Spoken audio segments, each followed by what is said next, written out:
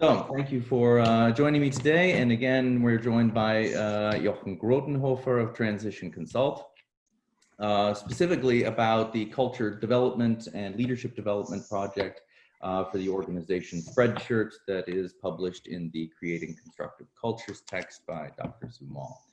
So, in reading that case, there's a lot of great lessons. So we're looking forward to hearing from Jochen today on that case. So thank you very much, Jochen. Anything you want to talk about in terms of your experiences with that organization before we get into kind of lines of questioning? Well, I'm sure we'll get into all of these subjects at due course, but maybe let me start with just telling you how it all started. And it started with John, to be perfectly correct. John gave me a call some 5 years ago and said, well, we have this client and they're asking for help. Can you give him a call? So I got in contact with Phil Rook. Yes. Phil, as the name sort of might suggest, is English. He has a career as a marketing manager with Tesco's, one of the leading supermarket chains in UK. And he was doing their online business. If you were dealing with Tesco's and you wanted to place an order online, then Phil would be the mastermind behind it. Now, that's been some time ago. And when he called me, he had been very recently promoted to CEO of Spreadshirt. Spreadshirt, a firm that you might or might not know, is actually producing apparel, things to wear with your design on it. If you go sprd.net AG, that was the name of the firm, which is a bit cumbersome and awkward. We all know it by Spreadshirt, and there is several firms available, several providers available for exactly that service, but Spreadshirt has built a reputation as being particularly broad in their service offerings, and they had built a name for being the firm to turn to if you wanted to express yourself. So this was not just about apparel and clothing, it was more about the designs that you would produce and the expressions, the statements that you would like to make on your t-shirt in particular. Later we talked about mugs and rucksacks and other pieces of equipment, but for the time being, this is what they produce. Phil called me and said, well, we're in dire straits here, we have a problem, can you come and talk to us? And I said, well, what are you talking about? What is it? And he said, I have serious problems with my leadership team. We're good buddies when it comes to having a beer after work, that's fine. Privately, we can talk. But when it gets to business subjects, if we're talking about a strategy, if we're talking about how we do things, then we seem to not being able to align with each other and sort of get things done. We had a discussion for about 2 hours on the phone, and he gave me some private reasons and a few problems that let me see that he was personally deeply involved in this issue. It wasn't just a business thing that they wanted to get rid of. It was something that sort of had to do with himself as an individual. So I made an appointment, flew to Leipzig in East Germany, and had a meeting with them. And after a meeting with him, it became clear that one of the things that the firm didn't have was a common language on behavior. The issue never was culture. I mean, we never talked about we have a problem with culture, we need to change our culture. The problem was we don't seem to be performing as well as we could. We're not aligned, we're not cooperating as well as we could. I'm spending too much time on being the impartial referee between C-level colleagues who starting an argument for weeks and weeks. So it was like kindergarten for him that he needed to sort out. And Phil wasn't the kind of guy that would take a rash approach to things. He wasn't what we would today call aggressive. He was very British, put it that way. A very nice,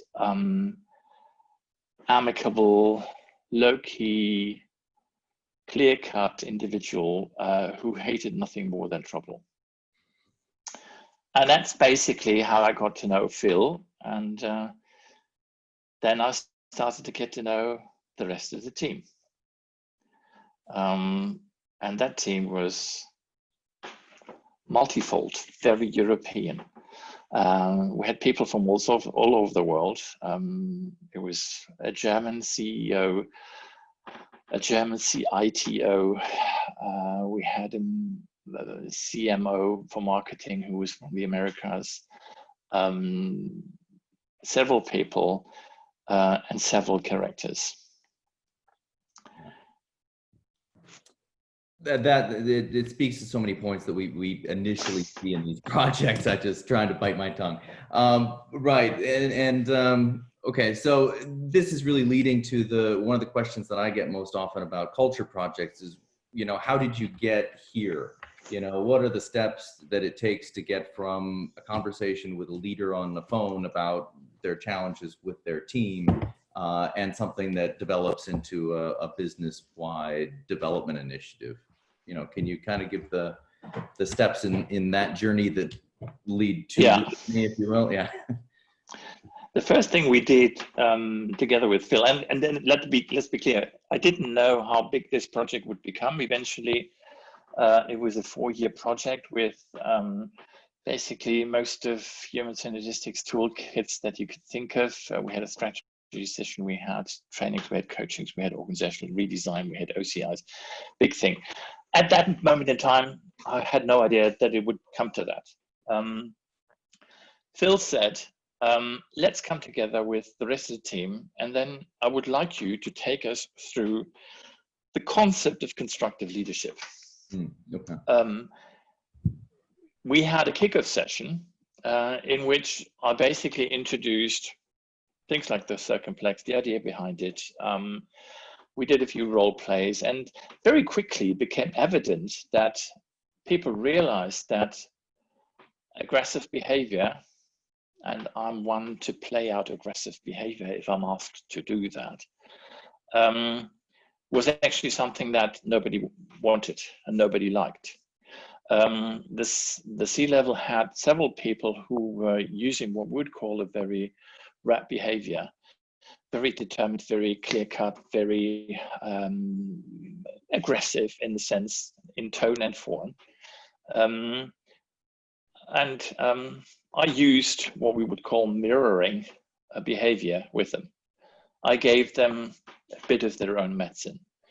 And it was not just that they didn't like the idea of being treated like that. I realized that this was behavior that they had entertained and used for other people as well.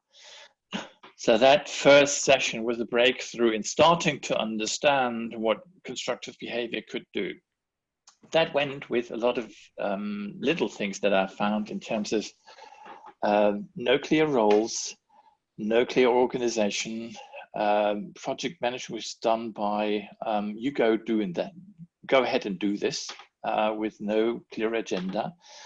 So, and that was reflective of the leadership style that we saw in that firm, which had a very flat hierarchy. A lot of young people. The eldest was in his late 40s, I think. You didn't see a culture of leadership in the true sense of the word. So the first setting was around sort of setting the scene, getting a common language. How do we talk to each other? Why would we not talk to each other in an aggressive or defensive way? What is the impact of that kind of behavior? What are the day-to-day initiatives that we take where we don't do this properly. For example, I had two leaders of that team talk to each other about a subject that was imminent that week, the problem of the week, basically. One advocating one way to do it, the other one advocating another way of doing it. And I saw them, I sort of basically asked them to engage in a discussion as they had before, and the rest of the team was watching, and you could see that this thing was becoming an emotional subject in about 30 seconds down the line. And I stopped them and said, well, can you try and phrase your request or what you think in a more constructive way, in a more affiliative, in a more friendly way, sort of make sure that you understand the other. And we trained this for a certain period of time, and all of a sudden we realized that these people were on the same line of thought. They had just different ways of expressing themselves. And that is one key finding of that very first level, very first discussion that we had, where people realized we're trying to get the same thing done. All of the 5 people were trying to get the same thing done, but at different levels of communication. Right. Right. It's a good example of how we oftentimes see these tools are used and how these projects tend to evolve. You know, we start with either an individual leader or sort of what seems to be an isolated issue or challenge. And then we start looking at the teams around that and more broadly, and you start finding these kinds of patterns showing up throughout the business. So. We're talking, that's a nice example of, I mean, we were talking on the same level. Yeah. And then we started realizing, okay, we're talking to our teams in the same way, individually. Right. And then it started to spread. Yeah. Yeah. Very, very good. Yeah, it's a classic case of that sort of cascade. Good. So a lot of what you said in the very beginning, it sort of it can be challenging. And a lot of people ask, how do we introduce these concepts to an organization? You know, I think a lot of people who are familiar with HS tools, you know, are trying to communicate the circumplex or that's data or these sorts of things to the client. And that's really a difficult thing for them to grasp a hold of. But you mentioned 2 things, mirroring. So sort of giving them a bit of their own behavior, if you will, and also these interactions and team experiences that you facilitated to get them to experience this and hopefully become aware that these things are taking place, that I'm a part of it, and what the effect of that is. Any recommendations for other coaches, consultants who are trying to communicate those kinds of messages? The nice thing as a coach is you can take the bad boys image. I personally like that. So what I've done frequently in these sessions was I was playing out the character. I'm taking the circumplex, and yes, it is a circumplex, and there's 12 styles, and it's a bit boring, if not academic to explain. So why not go through the different behaviors? Why not use different ways of introducing them? One way would be to basically embody that style. I recall that I was actually shouting at the CEO, playing his head of supervisory board, his founder, and being very aggressive. I didn't know the individual, so I had no idea. And then Phil looked at me after that and said, this is exactly what happened to me this morning. So then it becomes really powerful, and you are allowed to play that role. You may be defensive, you may be aggressive, you may be constructive. You can also use, I mean, you introduced the wall chart example last week before last, I think. Use something like that. I have play cards where I have attributed statements or behaviors or individual descriptions to each style and ask people to read them out. And then they have a discussion around that, saying, yeah, I have a colleague who does that, or I feel I'm doing that every now and then, and how do we deal with that? And I get them to actually work with the idea of being constructive aggressive or defensive, and play around, getting some exercise, getting some leeway in working with the style, not sticking to the structure itself. Yeah, perfect. Yeah, and that leads nicely into sort of the next question I had, which is, once we create this awareness, how we get into, again, translating that, if you will, into a shared message for the business.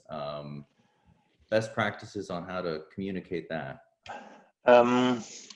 What we found was, or what Spreadshirt did at the time, which I thought was quite impressive, was they had what they called stand-up meetings.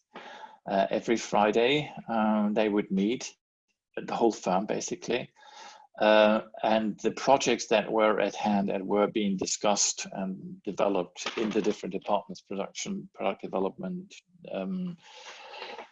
personnel, whatever, were briefly presented in a 5-minute stand-up presentation by the project manager. What used to happen after that was that the rest of the firm would basically throw themselves at it and say, well, I don't like this and I don't like that, and I think this should be changed and that should be changed, and why don't you take green instead of blue? And these people would sometimes go back like with the feeling, I don't really want to present that any longer. And then the leadership stepped in and said, well, let's change this. If you don't have any constructive in terms of helpful, leading the way, motivational to say, then why don't you keep shut for a moment?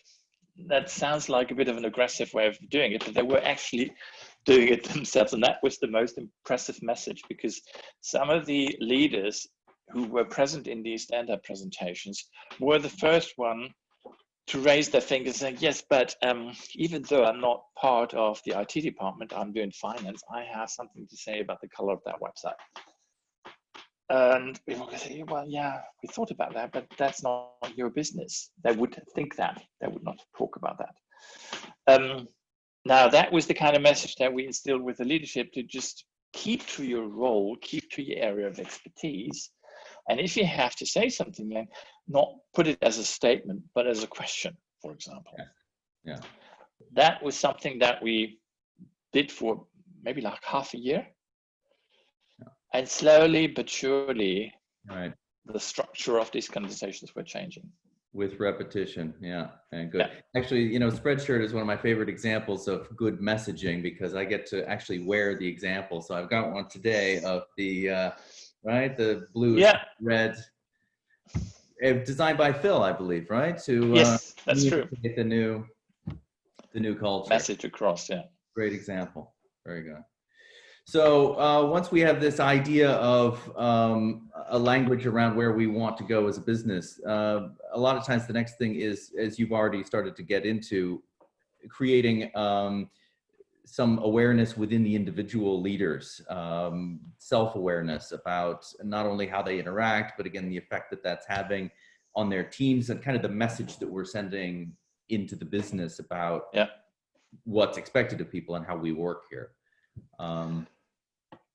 Your points? We got that across twofold. One was we had, over the course of a year, I think 3 or 4, they had regular, what they call C-level meetings with their C-level, which was, I think, 6 people at the time.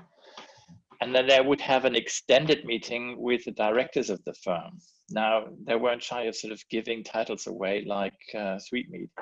They had like 20 directors who basically were department leads, and some of them didn't even have people to lead.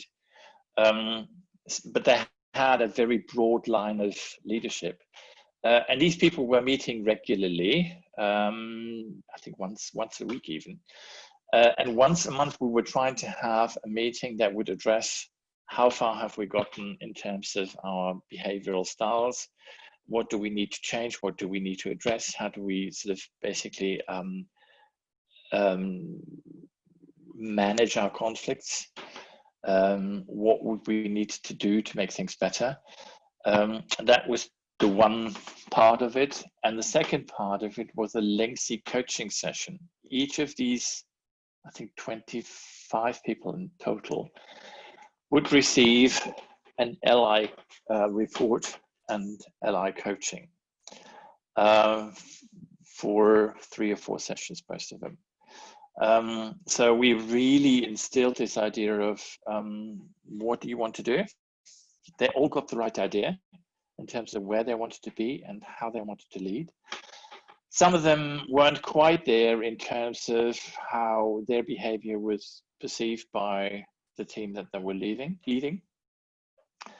Some of them were remarkably successful already, and we're trying to push even further. The interesting outcome of that particular exercise was that we started to create a culture became an issue to discuss. So people were having discussions with each other, amongst each other, without me being involved, about how should we do this? Isn't this a bit red? Isn't this a bit green? How can I phrase this in a most constructive way? It sounds a bit artificial and mechanistic initially, but it really had an impact. People were becoming more self-aware of how they were approaching other people, and it showed. Yeah, yeah. Very, and that's what we always hear, whether we're talking about developing individuals or teams or culture. You know, these steps, these initial steps are always a bit awkward in terms of, you know, trying to do things differently than we have before, whatever that change may be. But with repetition, you know, these changes do sink in and have an effect. As a sort of an aside question, you've mentioned leadership impact and OCI. Can you just give us an overview of which HS instruments were used and sort of maybe for what purpose? Well, initially, I used the OCI ideal very initially for the first meeting that I mentioned with the team. I got them to actually fill this thing in, and lo and behold, it came out as you would expect it to come out, very blue.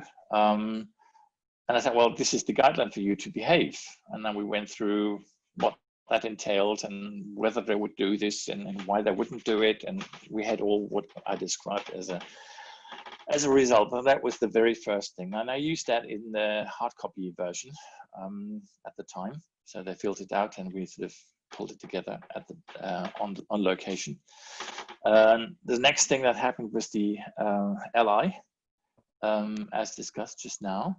And when they had seen the wealth of information and what it did for them in terms of making their own choices in terms of where they wanted to go and what they needed to avoid in the future, they decided they wanted to roll out the LI to the managerial level, which was below the directors, C-level directors, managers. And those were another, not sure, 20 people in the organization. They received an MI and also an extended coaching. So we would basically bring the message from the C-level all the way down to almost workshop level, employee level. We didn't go quite as far because once that was done and we could see that there was an impact on the overall culture of the firm, Phil decided that he wanted an OCI done, OCI, OEI, and we did that. And the results of that were very interesting for me as well, because what we found was that when you walked into that firm, you had this impression of this is really a startup company. I mean, they're making 100 million euros a year. But the people are not older than 30, and there is pizza everywhere and open space, and it looks like a very relaxed atmosphere. And yes, they're making money, but I mean, I've seen much worse places. When we saw the OCI, we saw a circumplex that could be roughly described as very cautious on, very low on constructive behavior. Pretty depressive, pretty defensive, average aggressive, and the two styles that stuck out really strongly were oppositional behavior and avoidance. And I thought, well, why do we have that? I don't quite understand that. And after some discussion with the leadership team and some reflection also with you, John, I think at the time, we found that people were asking for leadership. They wouldn't get clear direction. And therefore, they would start to make up their own directions. And there's two ways of doing that, being aggressive or avoidant, like I'd rather not do anything, or I'm opposed to everything that is happening and coming my way. Which was really a classic. And they addressed that and have changed it since. That is it's been done 3 years ago, I think. And now we're sort of starting to look into whether or not we could do another retest. But from what I hear, they really have changed a lot of things organizationally as well. But this is where it sort of becomes really interesting. Now they have introduced a new target system. They have hired a corporate project manager who takes over the leadership of projects to go across functions, not on a C level, but on a director's level. Those were the tools that we used. We didn't do LSIs. We have done some GSIs in the team meetings that we have had, and we've used some of the simulations and the trainings that we've done to the leadership and to most of the staff after we did the OCI. So a very comprehensive training. Good. Yeah, no, I appreciate it. And it's not just, it's not just which tools are used. I think it's the order in which we use them. And what you described is really ideal because it's answering sort of the right question at the right time for the client, So we're starting with what should be going on here, describe what we want to see from our people. Then as you get into leadership impact, they're really faced with holding up the mirror and looking at what am I encouraging in my team? What am I putting out there in terms of the culture itself? And is that consistent with what we just said should be taking place here? And that is not only a great way to then lead to culture. And when we look with OCI, lo and behold, we find the behavioral patterns that leaders were promoting and therefore help them to understand the true impact that they're having, but it also really helps to ground the initial development steps around leadership because I can see, what I say should be going on versus what I'm promoting, and I can see that we're not going to get there unless we leaders take the first step and role model that. If it's okay, I would like to ask a question here. Sure. Absolutely. Hi, my name is Julia. Thank you very much for your description of the project. I'm from Munich, and we're currently in kind of a same big project. And one thing I ask myself a lot of times is, had you the feeling that the organization at one point got kind of tired? So because we are in this organization since 3 years now, and we also did LI and MI and OCI and so on, and everyone went through coaching. And now I have the feeling that, so we coached nearly 200 leaders, and now we have the feeling that the organization, kind of gets tired through this change. So now they need to, we really need to push them to move on. And I'm just interested if you had the same, the same feelings, the same thing. Yes, happens, absolutely. That is normal. To the point that, for example, with the C leaders that I talked to, they were in the process very, very early on, and I was there for 3.5, 4 years almost. And we still talk to each other, good relations, all the rest of it. But for the time being, we're having a bit of a stop because it's like you go to the doctor and the doctor every time tells, well, your blood pressure is still up. What are you going to do about it? And you go like, you've been coached all the time to eat the right stuff and abstain from alcohol, but they still do it. The thing is, if you coach people, personally, I believe that after 6 months, you should have what I call a break. And give them a chance to apply what they have learned themselves or what you've taught them. And then maybe a year later, come back with a small 2 or 3 day initiative on, this is a new training initiative on how good are we, looking back at where we are, looking at the moment, do an assessment, and sort of set a new set a new goal for the next year or so. I think if you as a consultant are constantly involved with change management initiative on a coaching level, not just doing the organizational changes, but basically talking to these people, you are bound to get to the point where they basically say, well, you're a very nice individual, but I can't stand you any longer. Normal. Yeah.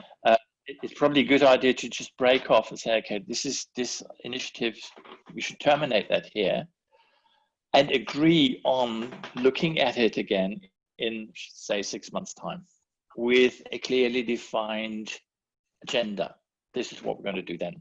We're going to do a retest, or we look at your hiring process, or we look at your strategy, or whatever the issue may be, and let them go. Yeah, thank you very much. It's great to hear other experiences. My pleasure. Good luck with that. Yeah, I give my best. So thank you, John. Sorry for the interruption. No, thank you not very a much. bit. That was helpful. It's a great question, and it speaks to also, you know, these journeys go through various stages, and you know, it's good to have those opportunities. We talk about this in leadership coaching as well, for people just to have kind of that break and let these lessons sink in and try to implement the learnings, and then check in with them, see where they are, what we've learned, and how we've improved. So thank you for the question. Happy to have it. Thank you, Jochen, for your insights.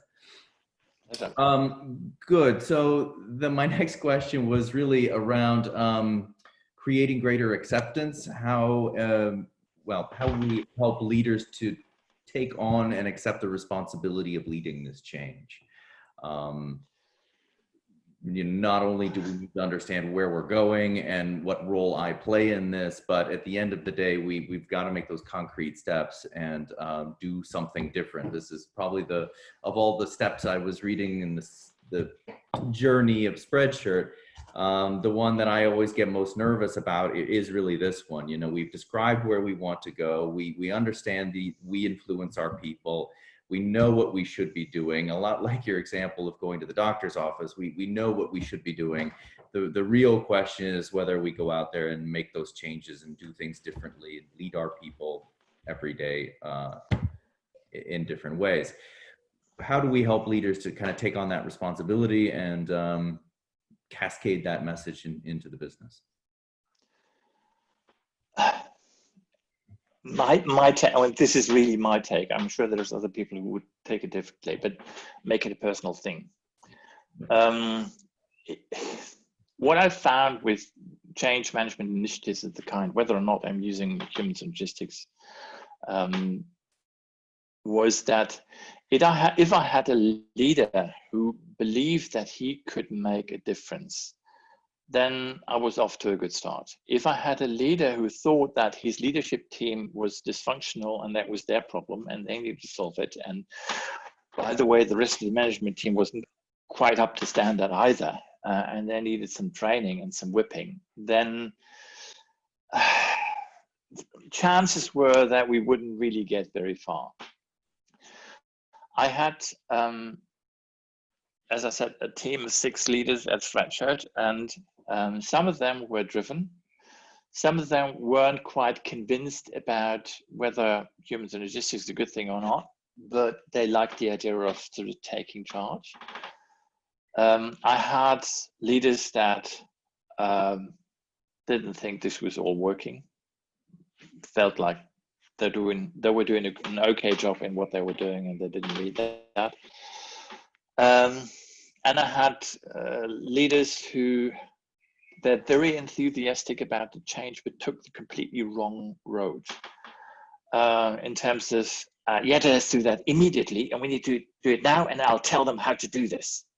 Yes. The very red way of looking at things. Yeah, this is the right way. Constructive is a great thing. Now we'll command everybody to do whatever is in their possibilities. Well, and that guy, actually I had two of those, was actually making the most dramatic and credible change, because they took on board the idea, they understood what was necessary technically, but they couldn't put it into practice initially.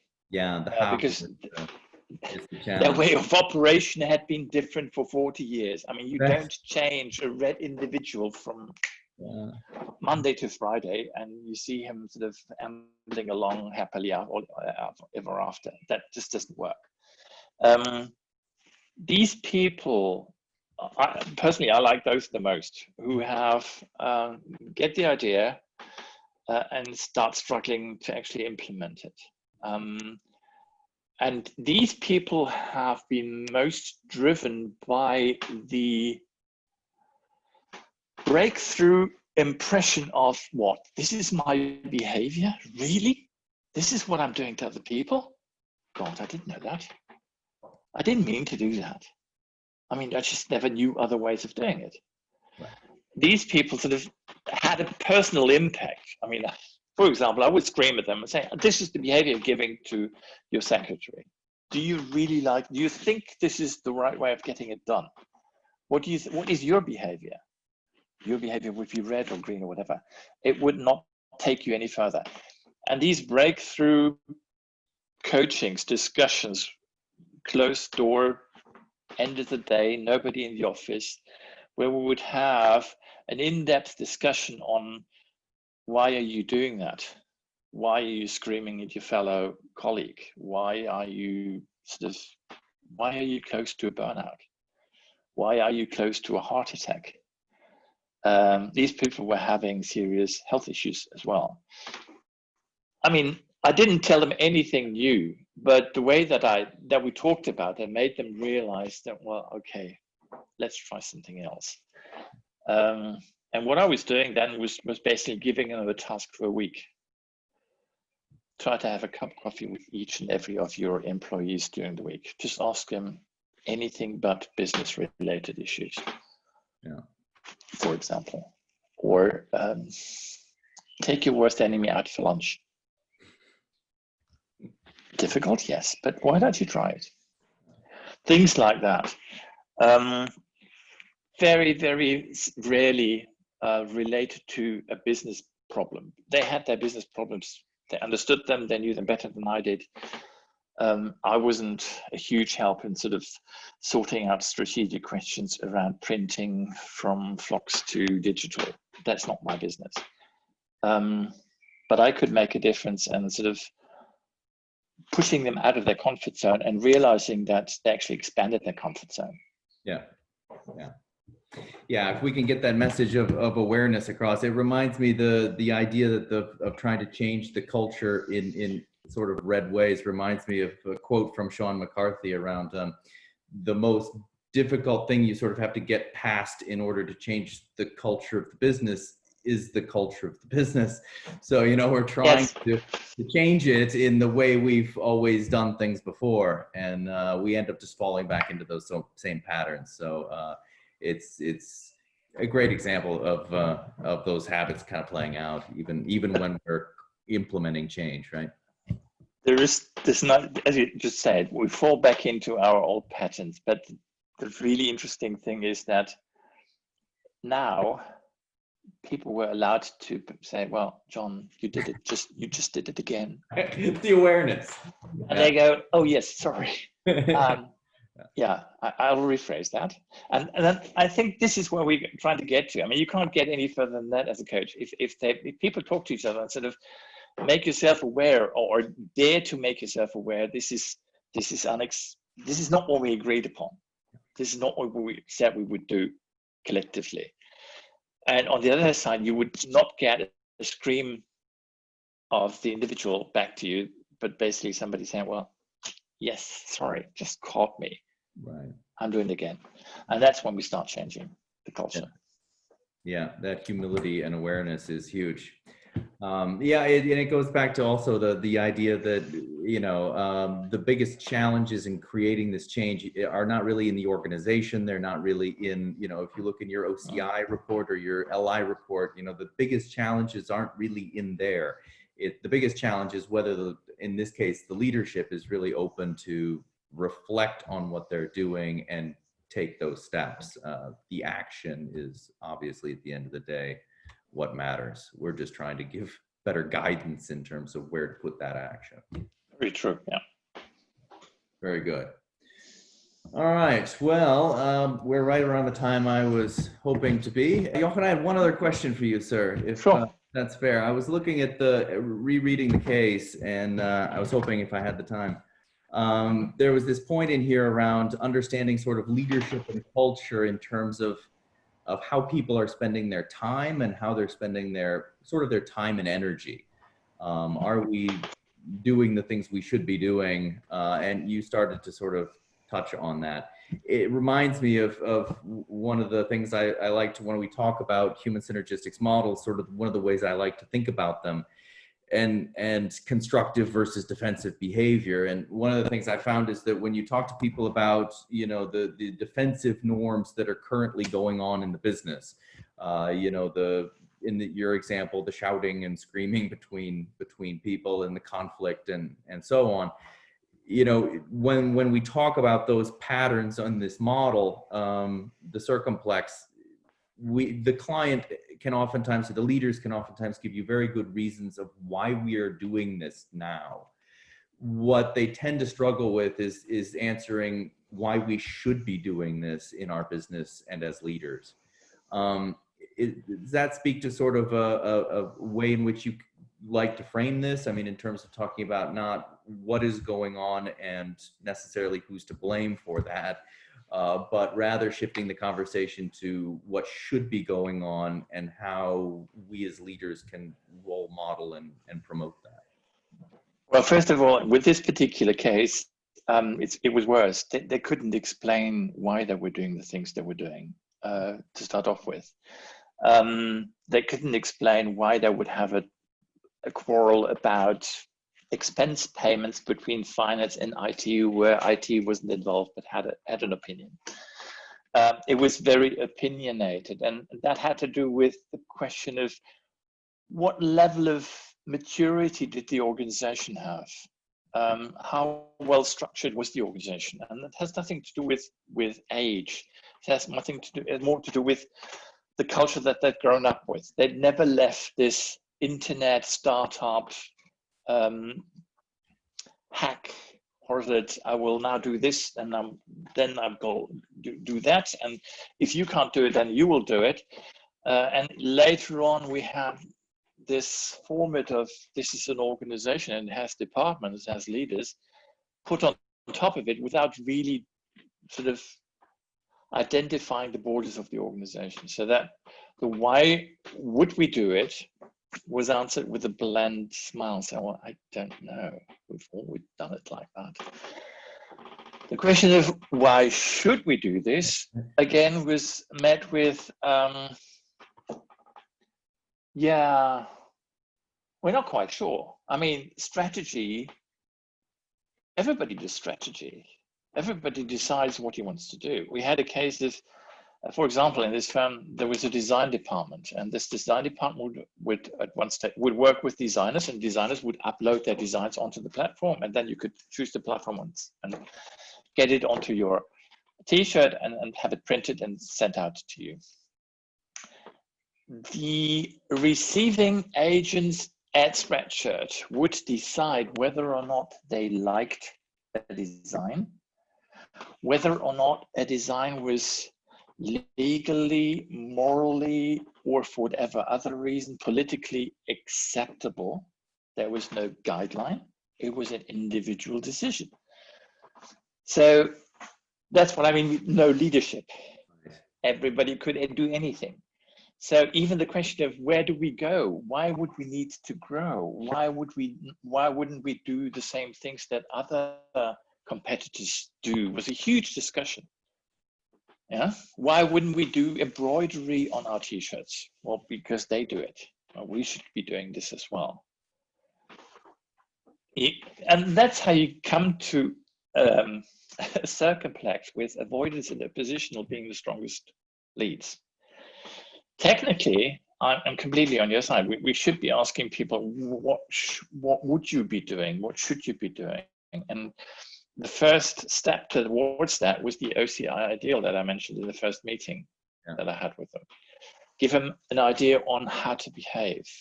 We had a strategy meeting about a year later on repositioning, where would we want to go and what would be the tagline. And that was still at a too early stage for them to really come up to a well-defined and clear-cut strategy. There were too many people sort of playing around in too many areas trying to get their ideas through. And that was one of the problems that Spreadshirt had for a relatively long time, which I know they have overcome now. Fantastic. It's a wonderful case. It's wonderful to be able to hear from the person who led the initiative. So thank you so much for taking the time with us today. If you want to read, of course, in Constructive Cultures, get a copy from our office. Anything else you'd like to add, Mr. Jochen? Always a pleasure to have you participate and contribute. So thank you again.